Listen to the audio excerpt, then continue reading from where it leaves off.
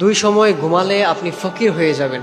আল্লাহ তাআলা কখনোই আপনাকে ধনী বানাবেন না, আপনি কখনোই সাকসেসফুল ম্যান হতে পারবেন না। কেননা সাকসেস হওয়ার জন্যে, আপনার লাইফে আপনি সাকসেসফুল ম্যান হওয়ার জন্যে এই দুইটা টাইম হচ্ছে খুবই গুরুত্বপূর্ণ। আর আপনি যদি এই দুইটা টাইমের মধ্যে ঘুমান, আপনি কাজ না করেন বা ঘুমিয়ে থাকেন, মনে রাখবেন আপনি কিন্তু কখনো সাকসেসফুল ম্যান হতে পারবেন না, আপনি কখনোই সফল হতে পারবেন না। ইভেন আপনি যদি সফল হয়েও থাকেন, আপনি অনেক টাকা পয়সার মালিক, আপনি দেখা যায় আপনার কোটি কোটি টাকা আছে, আপনার গাড়ি বাড়ি এভরিথিং সব কিছু আছে, কিন্তু আপনি যদি এই দুই টাইম ঘুমান, তাহলে মনে রাখবেন আপনি অচিরেই আপনি ব্যর্থ হয়ে যাবেন। আল্লাহ আপনার সম্পদ কেড়ে নেবেন, আল্লাহ আপনাকে ফকির বানিয়ে দিবেন। এই জন্য অবশ্যই এই দুইটা টাইম ঘুমানো যাবে না। তার মধ্যে নাম্বার 1 যে টাইমটা, সেটা হচ্ছে ফজরের নামাজের পরে।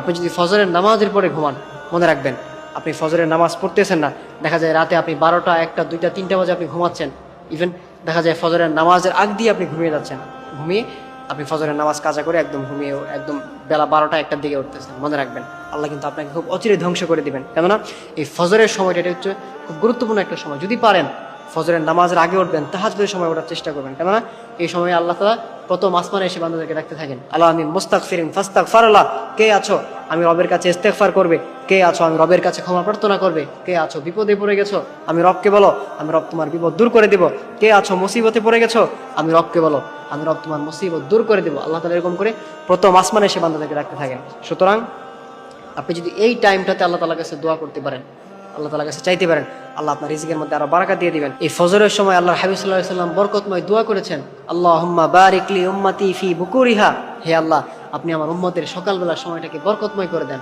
সুতরাং এই ফজরের সময় রিজিকের ফেরেশতারা, ফজরের নামাজের পর রিজিকের ফেরেশতারা রিজিক নিয়ে দুনিয়াতে আসে, আসমান থেকে দুনিয়াতে নেমে আসে। আপনি যদি ওই সময় ঘুমিয়ে থাকেন, তাহলে আপনি কিসের রিজিক পাবেন? আপনি তো ঘুমিয়ে থাকবেন, ফেরেশতারা এসে চলে যাবে, আপনি কিসের রিজিক পাবেন, আপনি কিসের বারাকা পাবেন?